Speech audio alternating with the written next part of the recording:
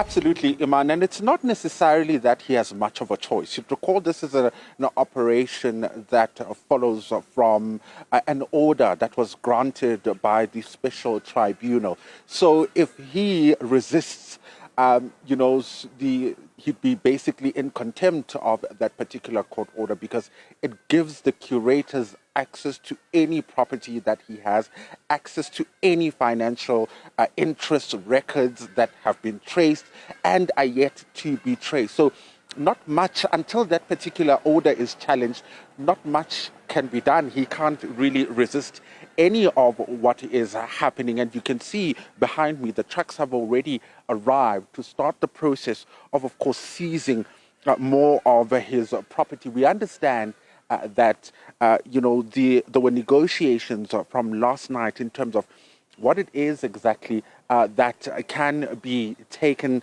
at this particular moment, because ultimately you'd recall in the bite that we played in the past hour, Advocate Andy Mutibi, the head of the SIU, explaining that the special tribunal ordered that they take ownership or control of any really assets that may be of the auction value of about 900 million rand. So this includes properties, this includes any artwork that may be of any value, any movable, immovable assets that he may have. So the curators have actually been given by the special tribunal full access to any property that he owns that are traced and yet to be traced. And what's interesting is that even those that may not necessarily be in any of his properties, if the SIU was able to investigate and essentially find any of the properties that belong to him, they have full access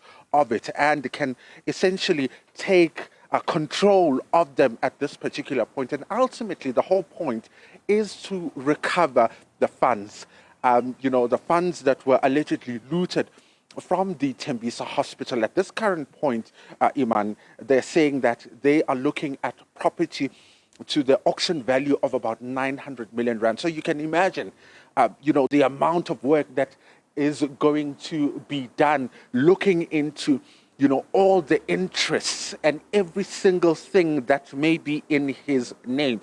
It was quite interesting that yesterday the SIU said, similar to this operation that we're seeing happening here at this home, they were actually in Witbank and at a dealership. So it seemed some of the vehicles that Hangwani Maumela owns may be kept at dealerships. So he owns them, but they're not necessarily in his properties, right?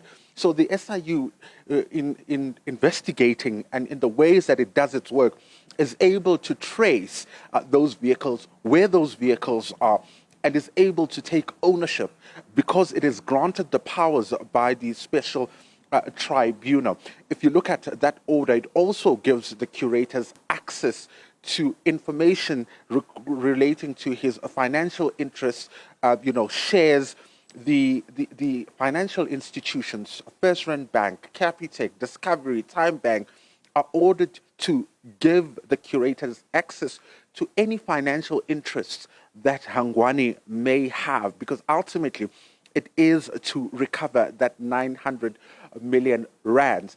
And even the people that may be found at these properties, Iman, are ordered to cooperate with the curators and any of their team members that are part of this operation.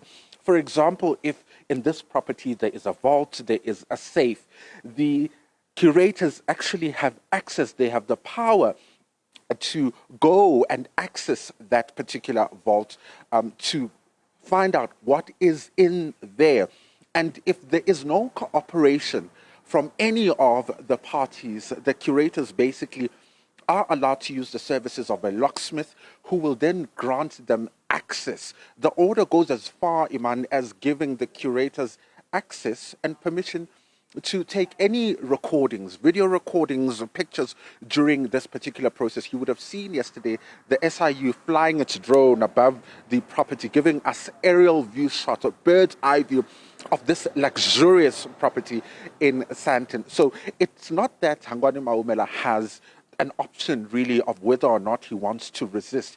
The only legal avenue that he can pursue at this moment is challenging the SIU order. But it seems as though at this particular point, because we're being told that he is cooperating, his legal team is cooperating, it seems at this point that, there are no means or efforts to try and push back in terms of this particular process. They're cooperating, and we understand that there's been negotiations that have been ongoing, and that is why you're seeing that these trucks are on standby so that when they reach any agreement, they can then start taking the processes. But even without an agreement, the SIU is not barred from taking anything, right? If the negotiations, don't work out, if they fall out, they are still able to go in and assess, the value of the things that they can take, because ultimately they've been given access to these properties. I mean, even the properties themselves, at this point, they haven't been able to tell us whether or not they have preserved or attached the properties themselves, because part of the negotiations, we understand, is that some of the talks that are involved are about determining also the primary residence. Because there may be children involved, they still need to have a place to stay, right? In the interest of the children, they would still need to have a place to stay. So those talks are about establishing really what is what and where everything is, to get a sense of what it is that they can attach and seize at this particular moment. But it seems the curators have full access of everything that is traced and yet to be traced that belongs to Hangwani Maumela. Wow. Thank you, Linda Mnisi, for that comprehensive breakdown of the operations at Maumela's home. And when you consider the parlous state of events and parlous state of infrastructure at Tembisa Hospital, this breathtaking display of wealth takes on a different hue. We'll come back to Linda as the story is fluid. Linda, we'll ask you and the team there to stay on, to stay switched on, because as you've just said, these operations are now firmly in play. We don't want to miss a beat. Linda Mnisi, live for us here in Johannesburg.